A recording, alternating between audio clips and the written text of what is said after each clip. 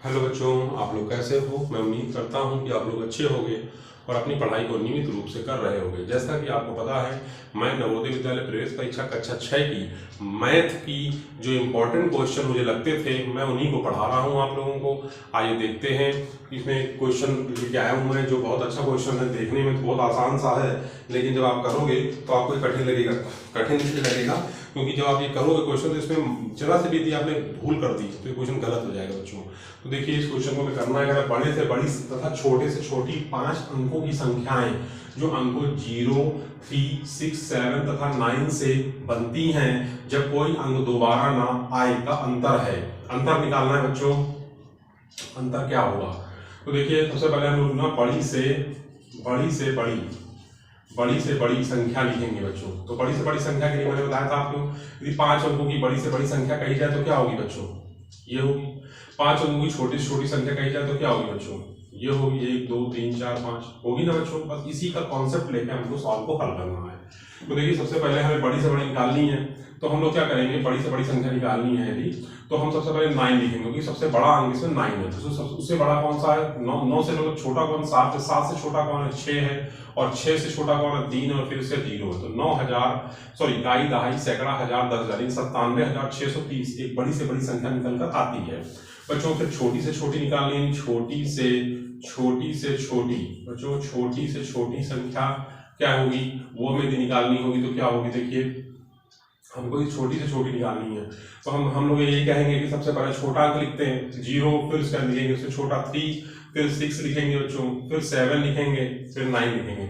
लेकिन यदि आप ध्यान से देखो तो इसमें कितने अंक हुए? 1, 2, 3, 4। यदि हम इसको गिनेंगे तो क्या होगा? 3679 तो बोलेंगे। 5 अंकों की संख्या तो हुई नहीं बच्चों ये। तो हम लोग फिर क्या करेंगे? हम लोग बड़ी से बड़ी संख्या लिखने, छोटी से छोटी संख्या लिखने के लिए क्या करेंगे? 0 को यहाँ तो लिख नहीं सकते, है ना बच्चों। तो देखिए, इसको हम लोग ऐसा करेंगे, यहाँ 3 लिखेंगे, फिर यहाँ 0 लिखेंगे, 6, 7, 9 लिखेंगे। ऐसे इसको ऐसे करके लिखेंगे तो ये छोटी से छोटी संख्या बच्चों हो जाएगी ना। तो देखिए, यहाँ पे लिखेंगे 3, 0, 6, 7, 9। ठीक, ये हमारी हो गई छोटी से छोटी। अब कह रहा है इनका अंतर, तो माइनस कर देंगे। अंतर मतलब आपको पता ही, घटा देते हैं, है ना। तो देखिए, 10 में 9 का 1 आ जाएगा। यहाँ पे 12 7 गए, 5 आ जाएगा बच्चों। फिर उसके बाद यहाँ बचेगा 5, तो 15 में 6 गए, 9 बचेगा बच्चों। यहाँ पे 6 आ जाएगा। 9 में 3 गए, 6, तो हो जाएगा 6, 6, 9, 5, 1, यानी सी ऑप्शन इसका बच्चों सही होगा। आपको समझ में आया होगा सवाल, क्योंकि ये सवाल है बहुत आसान आपको, लेकिन क्या होता है, बच्चे इसकी अक्सर गलती कर देते हैं, ठीक है ना। तो ये फ्री के नंबर थे, फ्री के अंक थे। बस क्या है, आपको प्रैक्टिस करनी है। जितनी ज्यादा आप प्रैक्टिस मैथ में करोगे, आप उतने ही नजदीक नवोदय विद्यालय प्रवेश परीक्षा कक्षा 6 को पास करने में लगाओगे। तो बच्चों, आज हम लोग दूसरे सवाल की ओर चलते हैं। चलिए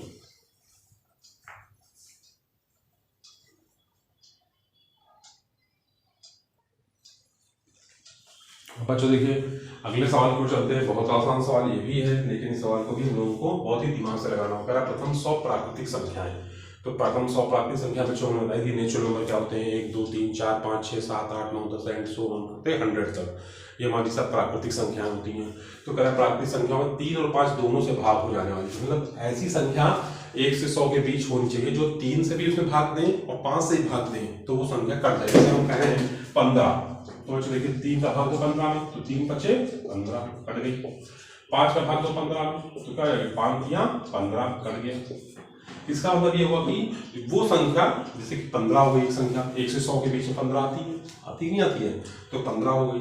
तो इस तरह से हमें ऐसी संख्या बतानी है, जो ऐसी संख्या बन गई, ऐसी कितनी संख्या है जो 3 और 5 दोनों से भाग जाती हैं। तो बच्चों, मेरा कैलकुलेशन है, तो 3 गुणे 5 का लोग कितना है? 15, और 15 का जो पहाड़ा है याद कर लीजिए, 15 एकम 15, 15 दूनी 30, 15 तिया 45, 15 चौको 60, 15 पची 75, 15 छिक्का 90, और 15 सत्ती 105। लेकिन 105 बच्चों क्या होता है? 100 से ज्यादा होता है, इसलिए इसको लेंगे नहीं।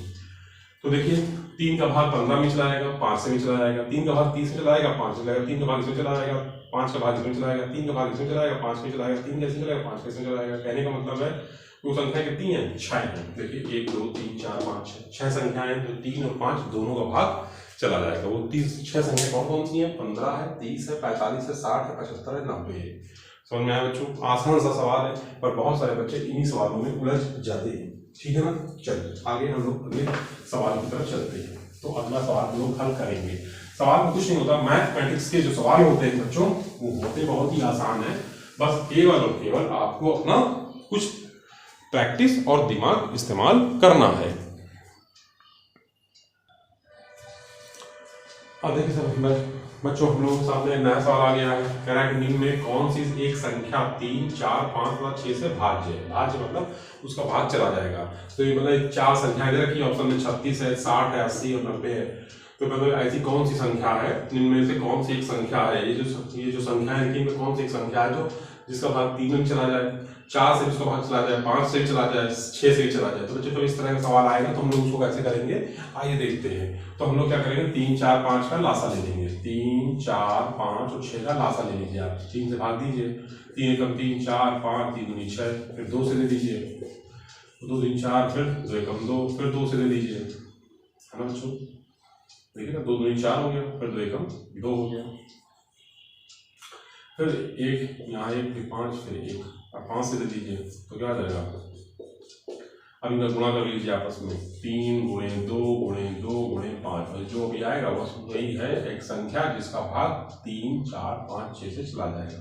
3 दूनी 6, दूनी 12, 5 60। देखिए ऑप्शन में 60 दिख रहा है, हाँ दिख रहा है, बी ऑप्शन सही है। समझ में आया आपको? मतलब कि 60 एक ऐसी वो संख्या है जिसका भाग हम 3 का भाग देना चाहें तो 60 से कट जाएगा, 3 से भी कट जाएगा 60, 4 से भी 60 कट जाएगा, 5 से भी 60 कट जाएगा, 6 से भी बच्चों क्या हो जाएगा, 60 हमारा कट जाएगा। तो कहने का कुल मिला के मतलब ये है कि वो हमारी संख्या क्या है, 60 है। ठीक है ना? आइए चलते हैं आगे।